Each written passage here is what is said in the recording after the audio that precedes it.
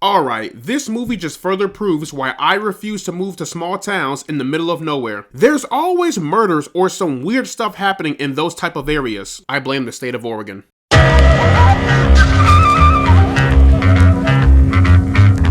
So, Clown in a Cornfield is a brand new slasher flick. The film is directed by Eli Craig and it stars Katie Douglas, Aaron Abrams, and Kevin Durand. Looking for a fresh start, Quinn and her father move to the quiet town of Kettle Springs. They soon learn the fractured community has fallen on hard times after losing a treasured factory to a fire. As the locals bicker amongst themselves and tensions boil over, a sinister, grinning clown emerges from the cornfields to cleanse the town of its burdens, one bloody victim at a time. I won't lie, I did not really have any high expectations for this film. I just wanted a decent bloody slasher flick, and quite frankly, I got it. Well, actually, kind of. This film isn't really anything spectacular, but I did enjoy myself. I'm not very familiar with the actress Katie Douglas, but I thought she was great. I thought Katie presented great humor, great heart, and surprisingly more substance to the character. In fact, her character was the only one that I truly cared about. The rest of the characters were fine. None of them really stood out compared to Quinn, except for Kevin Durand's character as Mayor Hill. I don't want to spoil the big reveal for the character that Kevin plays, but just know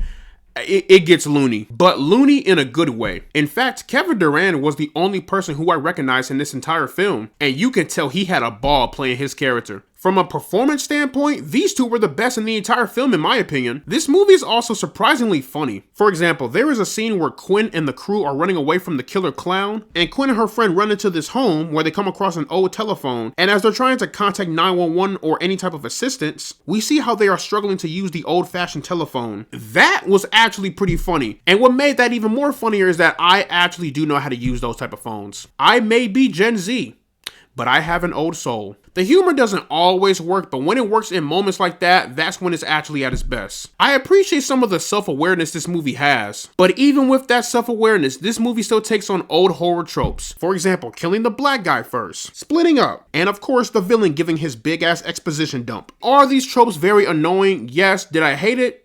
Not necessarily, except for killing the black guy first, because in real life, we are not putting ourselves in that situation. In my opinion, the second half of this movie is way better than the first half. I wouldn't call it boring, it's just something that you've already seen a million times. The first half is just character build up and laying out the foundation, and the second half is like, oh, that's new. And of course, I appreciate the hidden themes of this movie. I won't spoil the ending or the hidden theme, but just know, as a Gen Zer, I connect with that wholeheartedly. Some would argue it's too on the nose, but in my opinion, they need to hear the truth. And to all of my beautiful Gen Zers, we are fucked. And I hate to say this, but this movie has some pretty mediocre kills. I mean, the kills aren't completely terrible. They're just kind of like, that was cool, I guess. I was hoping for more creativity, and some of the kills are gruesome, don't get me wrong, but I feel like they weren't as wicked as I would have imagined. Then again, I'm just a sick bastard. Would I label Friendo, the clown in the cornfield, as an iconic killer?